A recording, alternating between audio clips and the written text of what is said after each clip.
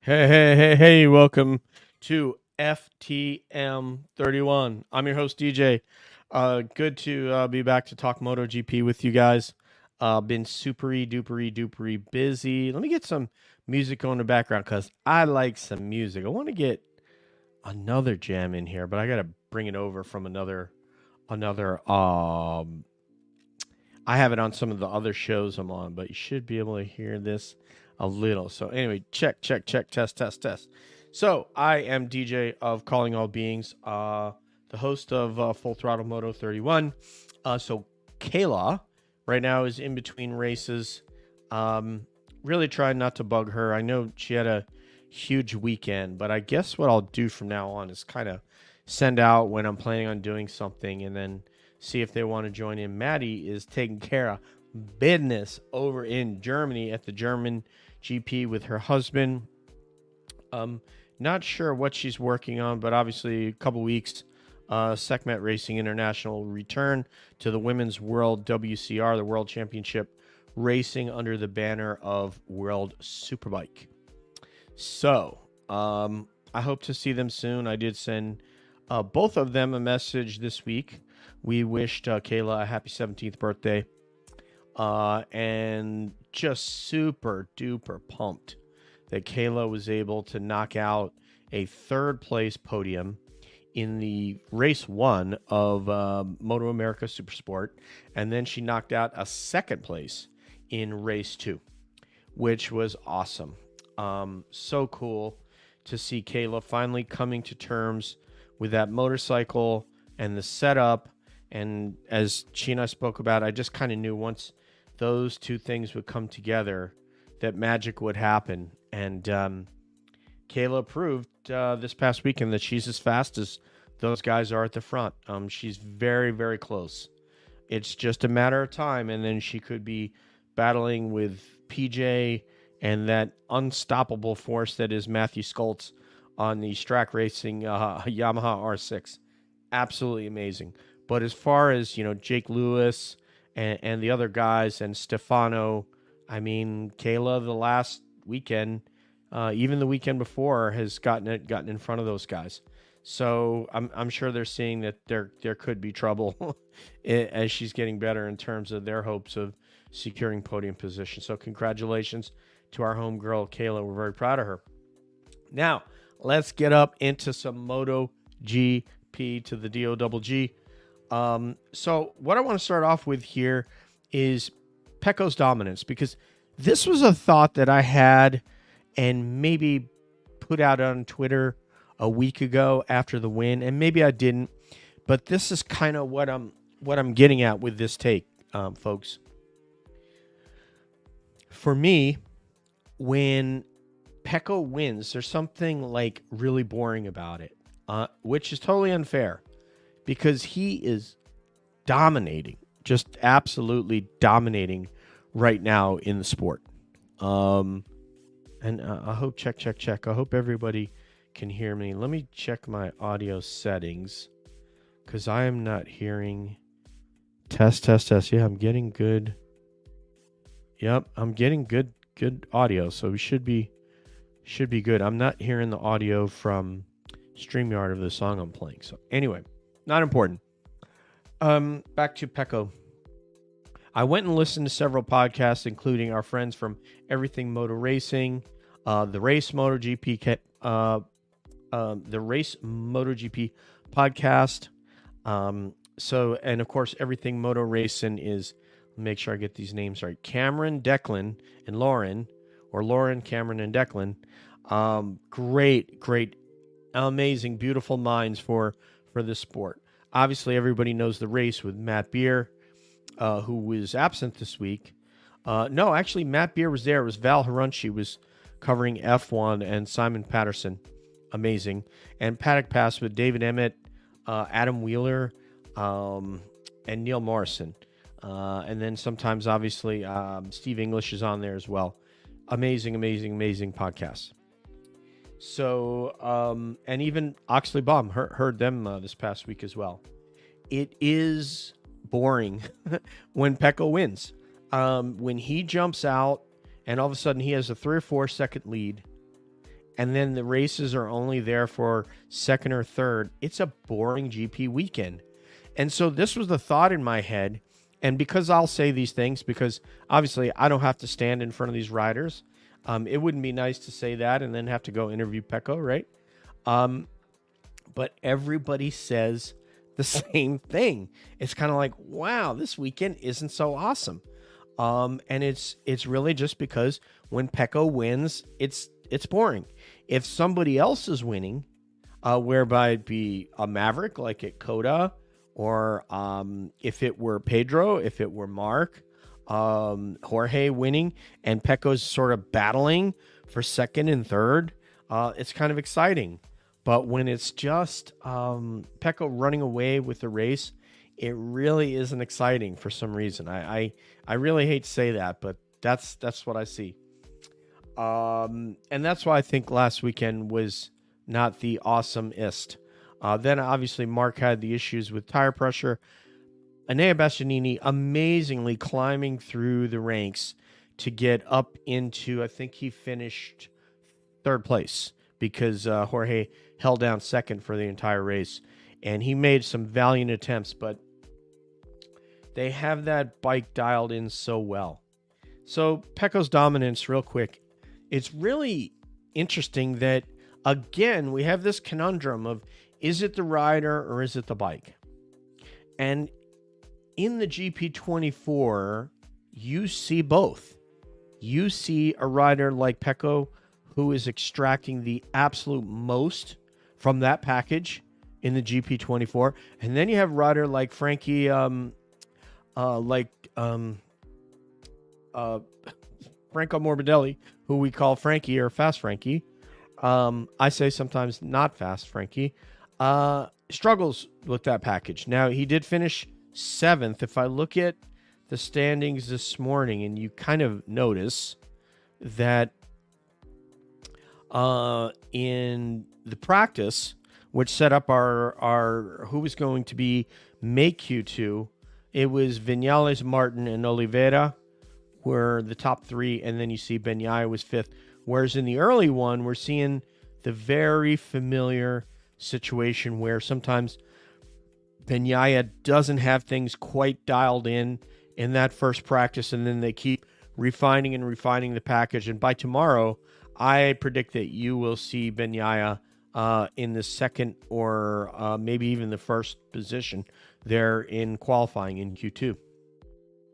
Whereas Morbidelli, he was 13th in that first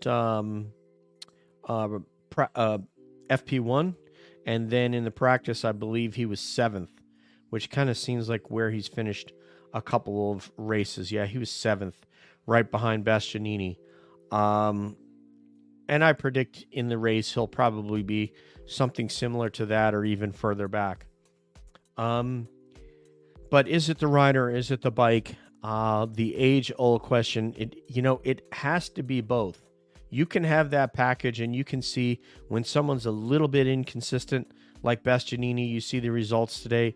He qualified 6th in the practice, which I guess is overall for those 2 sessions. And then in the hands of people who have sort of mastered the package and are maybe a little bit more focused, you're seeing results that look like Francesco Bagnaia and obviously Jorge Martin. It would Pecco be doing this on a lesser package? I don't think so. I don't think that would be happening if he were on a KTM right now. I think he'd be doing well. I think he'd be doing very well to develop that bike. But I don't necessarily think he would be forward of where Acosta is, and I certainly don't think he'd be in the front 2 or 3. He could be a place or 2 ahead of Acosta. I think that's reasonable to assume. And Acosta qualified 8th, so he'll be in Q2, but not by much. Obviously, everybody's times pushed Mark out, and we're gonna get to that fateful practice that took out so many riders, and really was just a really kind of destructive situation with the right side of those tires being cold, the weather conditions, the left side being hot, and some of these high sides Man, you want to talk about MotoGP riders.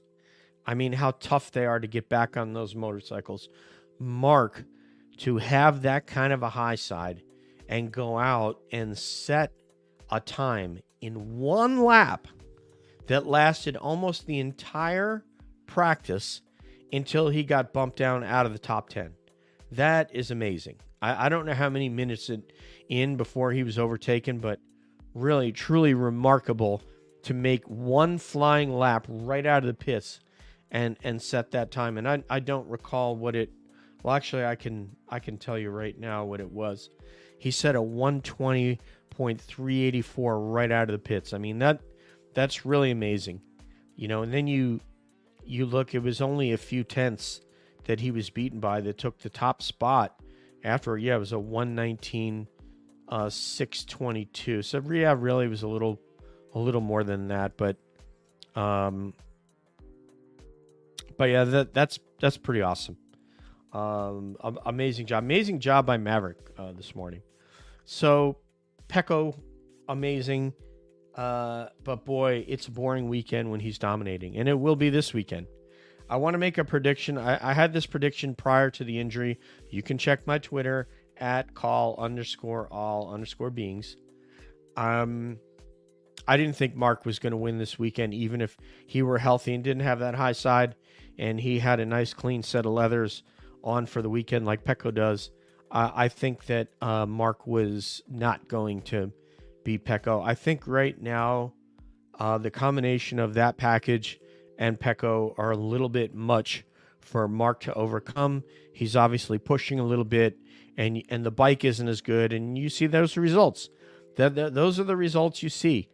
You saw that Bastianini had a fairly benign low side where his suit went off, which was much less aggressive than the accidents that Di Giannantonio and Mark had.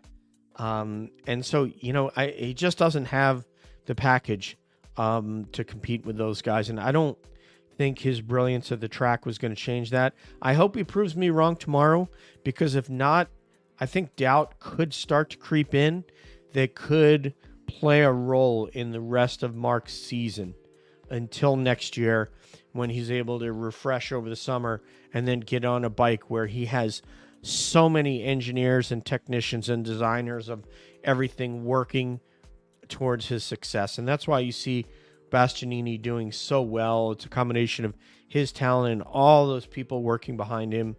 You won't see that next year when he gets on the KTM.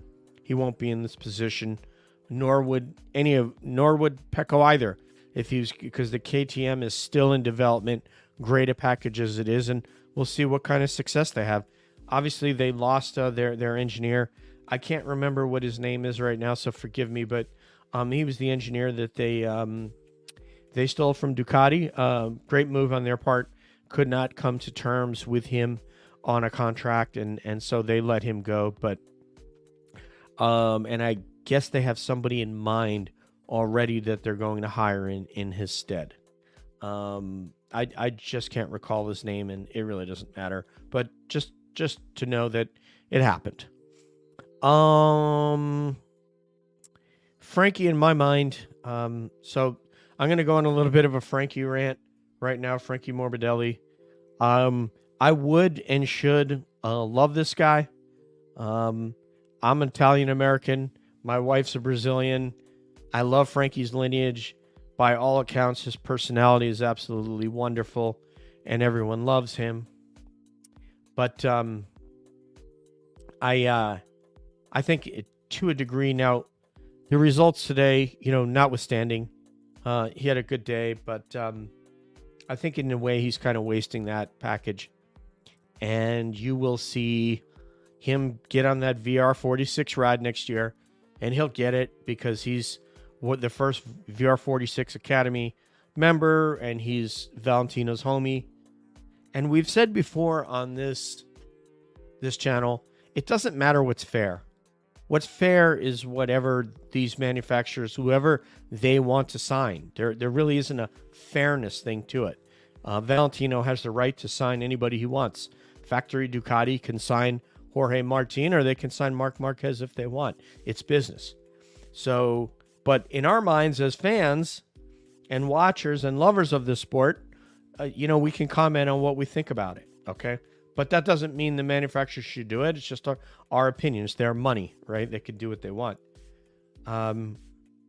Frankie keeps getting these rides. That should have been Bezzecchi's ride this year. That could have put Bezzecchi in a situation where he could have been competing for the factory seat. Instead, he ended up not being in that competition. Who knows how well he might have done on that ride. Frankie is going to waste that ride. Now, what do I mean by he's going to waste that ride? What I mean is he's going to waste that ride to the extent that he won't be on it next year. He's not going to do well enough to keep that seat, and that seat is also going back to Yamaha. So he's probably going to end up at VR46. But what about all these other riders that are in Moto2, that are in World Superbike, that we would love to see and come up and have a chance? Wouldn't it be nice to have a Turkish rider in MotoGP, to have a Toprak, a Razgatlioglu? Wouldn't that be amazing to see him in MotoGP on a legitimate ride, not the way that Yamaha screwed him when he came over there and they didn't have the right seating position that he said and stated clearly he needed to be, even just to be comfortable on the bike, before you even add in all the 73 devices he needs to actuate with his hands. So yes, I would love to see Toprak on one of these rides. I would love to see him on Grassini. I would love to see him on Pramac, but we won't. Obviously, KTM is already sewed up. I would love to see Toprak on any of these bikes. Let's bring in some new, fresh talent. Why do we need to keep recycling the same guys? You know what I mean? Guys that, we're gonna pump it up now because it looks like my job is on the line. We'd like to see guys get an opportunity. I think they mentioned, let's go to the Fabio Quartararo and Fabio Di Giannantonio press conference.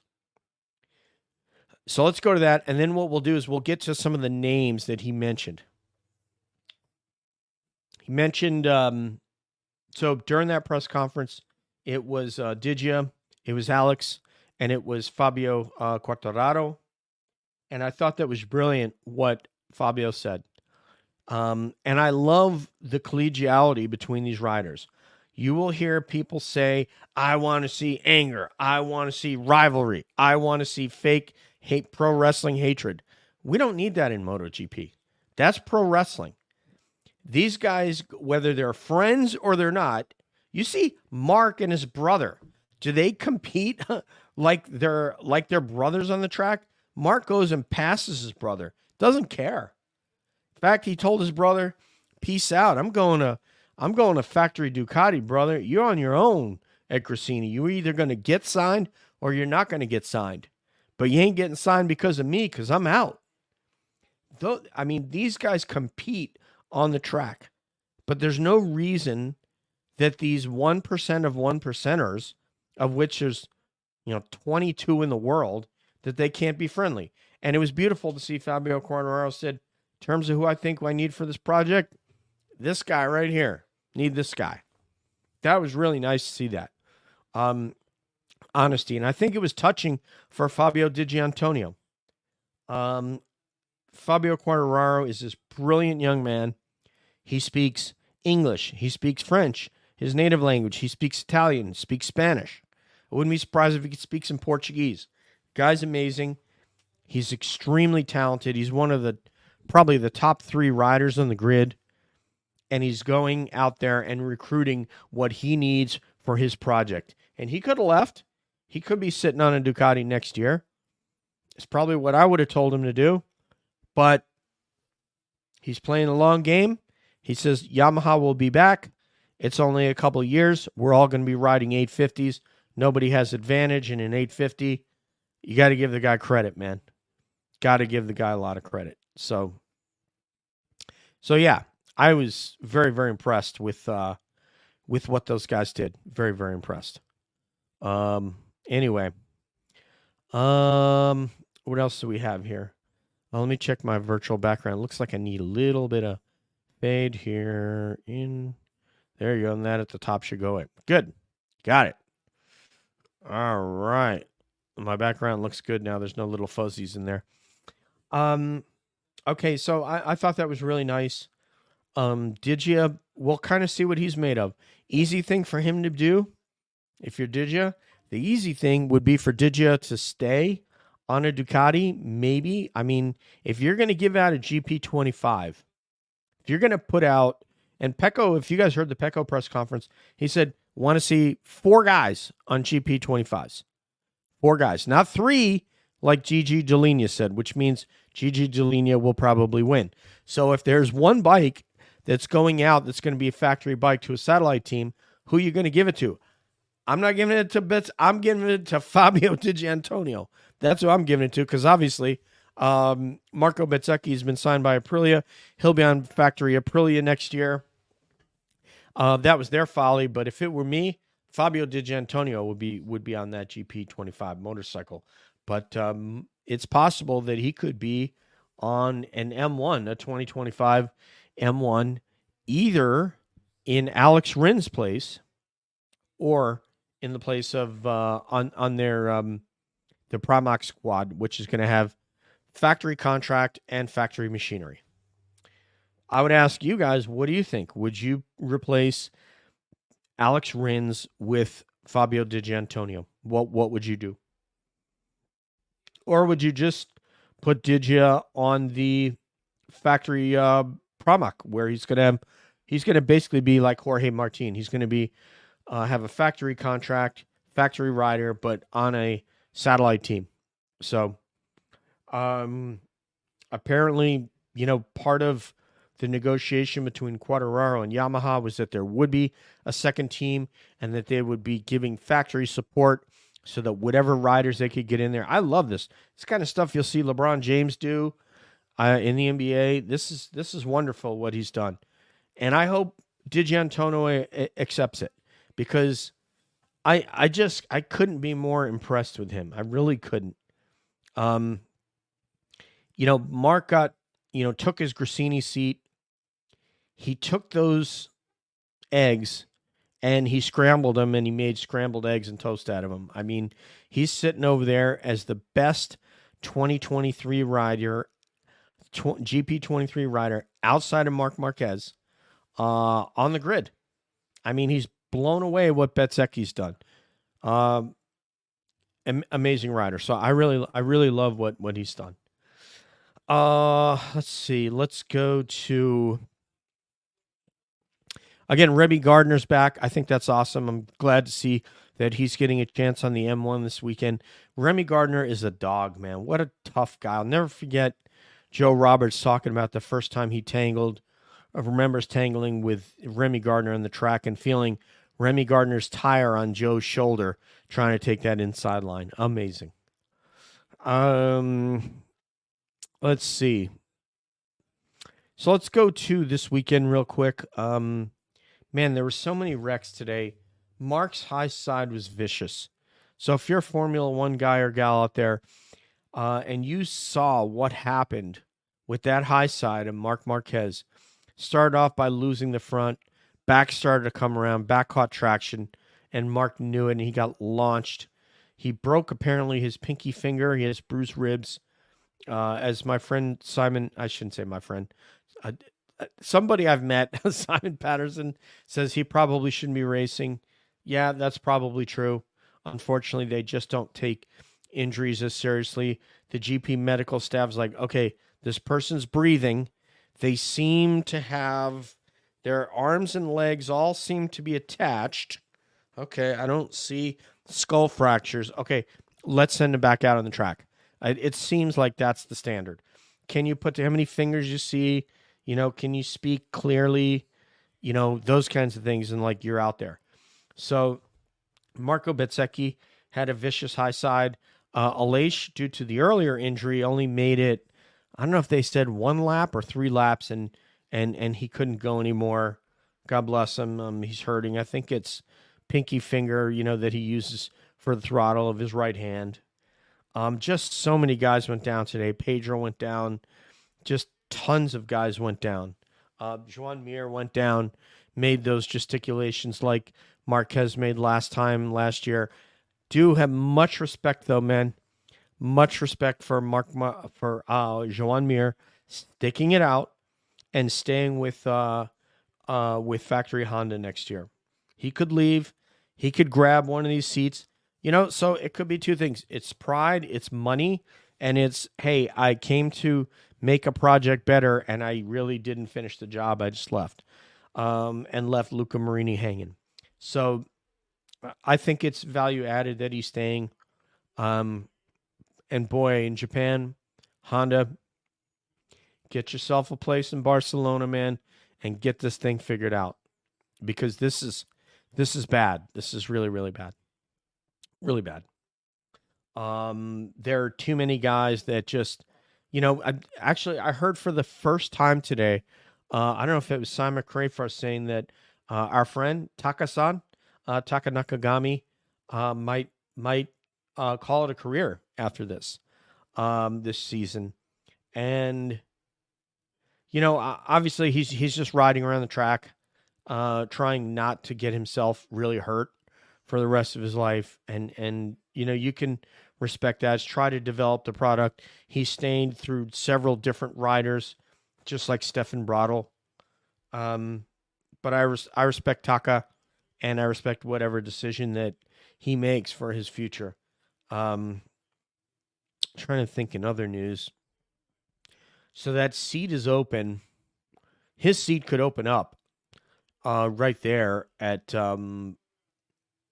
next to help me out, folks. His seat could open up next to Johan Zarco.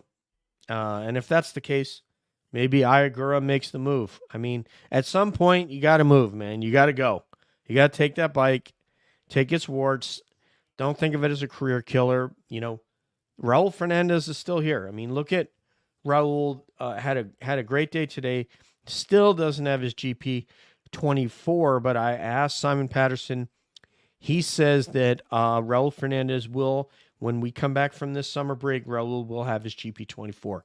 He qualified 12th. Very, very respectable. At one point, they said half a second covered like the top 13 guys or something crazy like that. I mean, that's nuts. So, I mean, very, very, very tight. So the lineup is Maverick is number one. Now, of course, this is only the lineup going into tomorrow. This isn't the Q2. This isn't the grid positions, but how they finished today. This is Vinales, Jorge Martin, Miguel Oliveira, knowing that his job is on line. And maybe, obviously, this is a good track for the Aprilia, but you could argue that obviously Coda was a good track for the Aprilia, and Oliveira was not good in that race. In fact, if we look at that race, let me see real quick to the calendar and go to Kota. Okay. And in the Coda results, obviously it was Maverick was amazing. Acosta, Bastianini in the main race, not even talking about the sprint race. And Oliveira was back in 11th. And actually, Raul was in 10th. Raul is in serious talks with Oliveira. My opinion is I don't think they want to bring Oliveira back. I don't know what his salary demands are.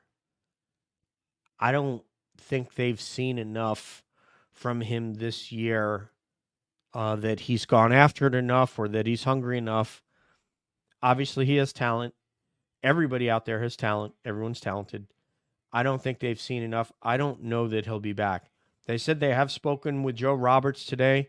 That question was asked by, I don't know if it was Simon Crayfar or if it was Matt Burt. I'm not sure. But anyway, somebody from MotoGP on the broadcast today did say that they spoke with Davide Brivio, I believe it was Davide Brivio of Trackhouse Racing, and he said that they have spoken with Joe Roberts. and that with Miguel, he was talking about expectations. And then with Raul characterized the negotiations as close. Davide Brivio said, "Yeah, you're always close. Uh, you're not. You can always say you're close, but until you're signed, it's not really close." So, I think that they're going to keep Raul. I think they've seen enough potential, and I think that they feel with the right motorcycle that he could be competitive, and I believe that. I believe that with a lot of these riders, for the most part, you've seen what they have. You know what you're going to get from them. And I think it's better to bring other people up. And that, let me stitch back to what Quartararo said. He asked him about some Moto 2 riders, and he mentioned Sergio Garcia, who is leading the championship right now in Moto 2. And then the other one they mentioned was Alonso Lopez. Let me see that. Where's Lopez? Yeah, Alonso Lopez. And let's see where he is in there. Well, unfortunately, um, I'm looking at Coda results at the moment, and he finished fourth. Aldeguer was third, but he said those are guys that he would like to see get a chance, whether it be with Yamaha or otherwise in MotoGP, and that's what I'd like to see. You need to bring guys up. You need to give them 2 years to see what they have. But with some of these riders where they've ridden and they've gone from bike to bike to bike, and they really haven't done anything, I don't care necessarily, unless you were to put Miguel on a GP24 right now. I don't know that you're going to see results that are going to blow your mind. I think you're going to get average mid-pack results. Now, if I look at the championship right now and see what the standings are, let's see where Miguel is. Right now, you see Acosta, who just came in the championship, and he's sixth. Binder is seventh, guy who's always pushing. Morbidelli, who's riding a GP24, is in 13th. That's 2 places behind Bezzecchi, who's having a terrible year by his standards. Okay. So Morbidelli, on the best bike on the grid, is right in front of Fabio Quartararo in the standings. Now, you tell me why it makes sense to keep him around. Tell me why. Oliveira is 2 places behind that, behind Jack Miller, who's leaving the championship or doesn't have a ride yet for next year. He could get one of those Yamaha rides. He could. But right now, Miguel is 16th in the championship this year, behind Jack Miller. Then you have Augusto in 17th, Joan Mir, Zarco, Rins. Then you're going to get all the, you're going to get all the Honda riders. You have Nakagami is in 21st. Pedrosa is in 22nd. He's only done a couple of races. He has more points than Luca Marini. Danny Pedrosa does, with 7 points. And Stefan Bradl. Tough situation to be in. So you have Luca Marini is the lone rider that has not scored a point this weekend, this year. Not scored a point. Rins has 8 points. Zarco has 12. Augusto has 15 points on the year, and I believe he's raced every race. So that's, and remember, they're racing twice a weekend now, 1 for half points. Raul has 40 points. He's 5 points behind Bez. And then there's kind of a jump from Bez at 45 up to Alex Marquez. D'Antonio has 92 points. Okay. So he is, 92? And Marquez has 4. So he's 40 points. I'm sorry, he's 50 points behind Marquez. So Marquez, far and away, third in the championship. Far and away the best rider on the GP23, but he's one of the greatest riders of all time. It's unfair when you judge unequal machinery, you judge yourself against one of the greatest riders of all time against rider like Digi Antonio. You want to judge Digi Antonio against people like Brad and Maverick and Aleix and Alex Marquez and Marco and Raul and Morbidelli and people like that, and Miller and Oliveira. That's who you want to judge Digi Antonio against. You don't want to judge him against somebody who doesn't have a motorcycle on him. It's not fair to judge Luca Marini this year against Digi Antonio because the machinery is not equal. If you had Luca Marini still on a Ducati, now we can judge him against Digi Antonio. But you can't do that. And in fact, if we went to last year, we would probably see that Luca Marini probably was better. Most certainly, Bez was better. But now it's like Digi Antonio has turned this switch and really understands what it is that he's doing. And he's a monster, man. If he's healthy, he's really great. And I think he'll do well. I hope he does go to Yamaha. It will really even out things on the grid. I really think it will. But as far as Morbidelli, yeah, he'd be a World Superbike or something on a Ducati right now. Whatever Ducati that is, Barney team, I don't care. He wouldn't be on this second. He wouldn't be on the best bike in the grid right now if it was me and Frankie Morbidelli. He doesn't, in my fan mind, he doesn't deserve that motorcycle. That could go to somebody like Digi Antonio, or Marquez, or I don't think Morbidelli should be on that bike. And if you saw him on that bike next year, you will see that it'll be very similar results. I don't think he's raced well enough to have earned it. However, it doesn't have to do with fairness. It has to do with what teams want to do, and it also takes a really dumb move by Bezzecchi in not taking that motorcycle last year, one that he likely regrets, despite what he's going to tell you now that he's going to be on Factory Aprilia. So I hope that he really gels with that motorcycle and that he and Jorge Martin wreck shop.